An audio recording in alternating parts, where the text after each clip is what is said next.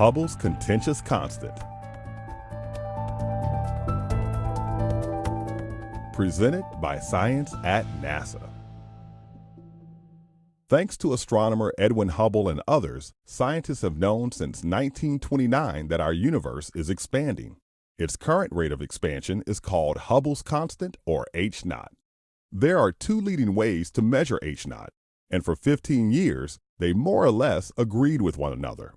Not anymore, and that's a big deal. Here's why. In the standard model of cosmology, h0 is a crucial ingredient, right up there with the speed of light. h0 factors into everything we know about the universe: how old it is, how big it is, what it's made of. If h0 is tweaked, we get a different age of the universe, different relative amounts of matter, dark energy, and so on. Unlike the speed of light, however, scientists can't measure h0 in the laboratory. Instead, h0 has to be inferred from observations of the universe. One way scientists have measured h0 is to use observations of type 1a supernovae combined with their host galaxy's redshifts.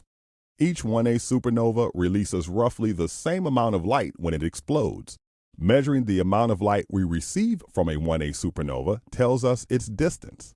Measuring an object's redshift, or its increase in wavelength, tells us how fast that object is moving away from Earth.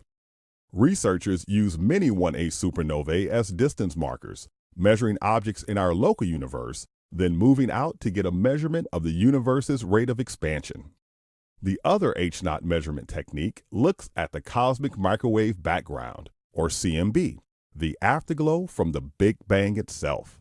The early universe was hot and dense. Light couldn't travel freely through space. As the universe cooled, the photons were released. This radiation left an imprint, providing insights into the composition of the universe at that time. The CMB can be used to make measurements from the early universe, such as the density of dark matter and dark energy. Those measurements can be combined with the model of the evolution of the universe, allowing researchers to infer the rate of expansion of the universe, or Hubble's constant.